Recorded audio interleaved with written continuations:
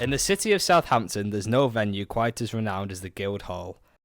Opened all the way back in 1973 and accommodating a whopping 1,749 people, the city's largest multi-purpose venue has played host to some of the world's biggest and most recognisable musical names across the years.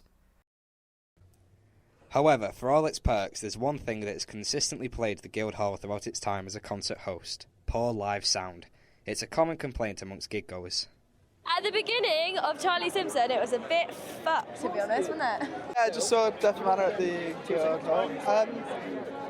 Really good night. Apart from a few cock-ups with, like Charlie Simpson came on, someone decided to flick the lights on as they came on, and the sound was horrendous for the first three songs. But what is it that makes the sound such a topic of debate? Chris Yeomans, a Solent sound student and many-time visitor to the Guildhall, elaborates on the state of the venue's sound. In my opinion, it would literally just be because of the size of the building versus the speaker equipment that's generally available, that the venue make available, is good, but it's probably not enough to propel the signal because of the speed of sound. Obviously, if you're standing further at the back, you're going to hear the sound as a delay, so it'll almost, if you're far enough back, it can look out of sync almost. The same as this happens at some festivals if it's big enough. And the building itself is quite arched, so it's not arched, sorry, it's quite a high roof building, so you can get some echoes from that, especially depending on where they've got the trusses set up overhead for the speakers. Through means of an RT60 test, a method of calculating the reverberation time of a hall, it has been determined that the Guildhall's estimated reverberation time is approximately 4.06 seconds, double the length of what a venue its size should be. But is this really detrimental to the venue's sound?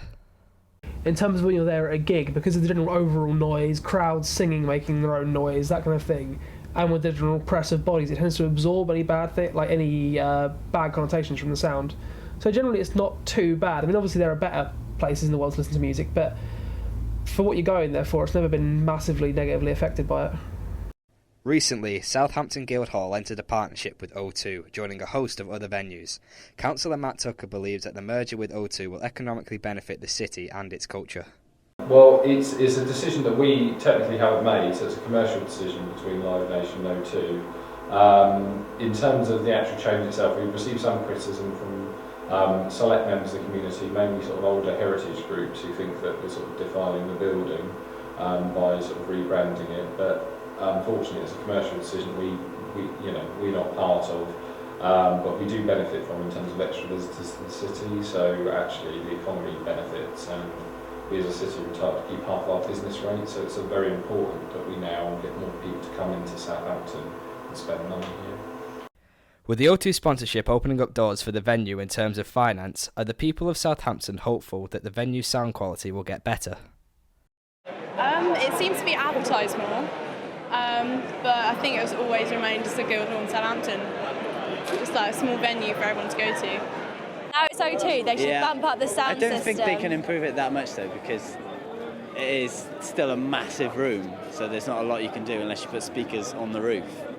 So it's going to stay very ambient and reverbed, but they could possibly put some more bass in it. Yeah, more bass, It's a bit like high-endy. I think generally O2 takeovers of venues have been, for certain venues, a good thing, definitely, because it brings, even if the venue's not doing particularly well in financial terms, the backing of the O2 tends to give them a bit more oomph. It gives them a bit more financial money than they might have had in the first place to spend for improvements, which can then improve the quality of acts that appear there and raise them in profile in general. No, I don't think they're going to get new engineers. It's just a name to get more money, so they're not really going to put anything into it, I guess. It's just more of trying to get people to come along than trying to improve the general quality.